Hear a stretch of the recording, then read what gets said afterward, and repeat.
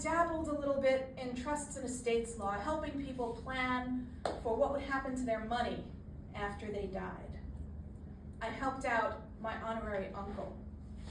And I'd like to tell you a little story about that. There was a wise old geezer by the name of Ebenezer who kept a whiskey bottle that no one could locate.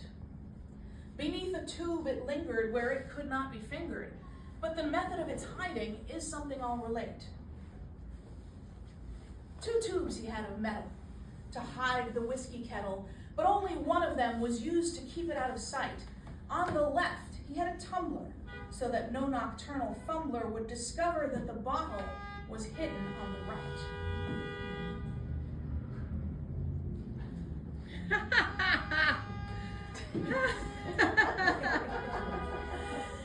His nephew saw him slaking his ardent thirst by taking a swig of the elixir in the middle of the night, but he stood there in wonder at the old man's foolish blunder. He had placed the bottle on the left, the tumbler on the right.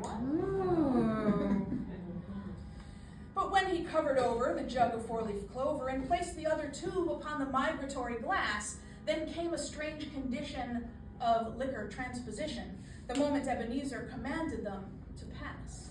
No. Yes. Thank you. When Uncle had departed, the thirsty nephew started to get a little drink himself while Uncle was away. He lifted the right cover, but the bottle had passed over, so he reached beneath the left to get the scotch without delay. But nephew was astonished to find the bottle vanish. The glass was in his hand, the old black bottle wasn't there. In fact, each tube that he inspected left him more and more dejected. It was obvious to him the bottle wasn't anywhere. The uncle, on returning to find his nephew yearning, volunteered to show him how the bottle could be found. He made it show its label on each side of the table. It passed from tube to tube and never failed to hang around.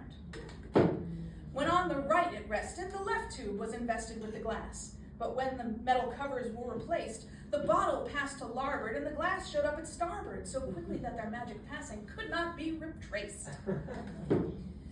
When Uncle's thirsty throttle needed moisture from the bottle, he crossed his hands and in that manner made the tubes reverse. On the right he showed the liquor and gave a little snicker when he showed the tumbler on the left, the place it was at first.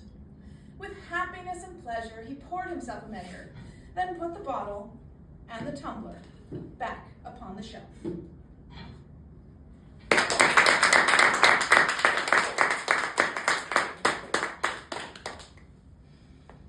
Then came a sad, sad day. Ebenezer passed away. Yeah. And his nephews and his nieces came to hear the will be read. He left to eldest nephew Sam some whiskey, and you'll have a dram and think of me in years to come, before you go to bed. Sister Elise was next in line, hoping for some vintage wine, a special year, a French reserve, but no, it was more hooch. A jug of Uncle's moonshine went to their younger cousin Brent. His brother also got one, so he wouldn't have to mooch. The twins were next, Fiona, Peach, a bottle was bequeathed to each, and one for cousin Annabelle, whose eyes with tears had misted. As for me, the favorite, what do you think he left? That's right, my very own drink, from dear old Uncle for remembrance and getting twisted.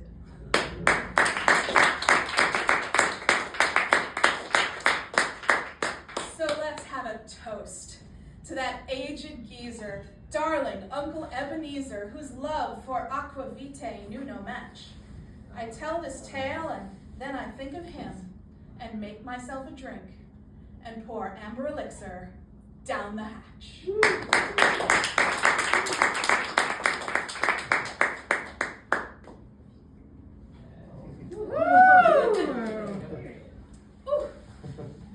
All right, rest of the show is going to be extra fun.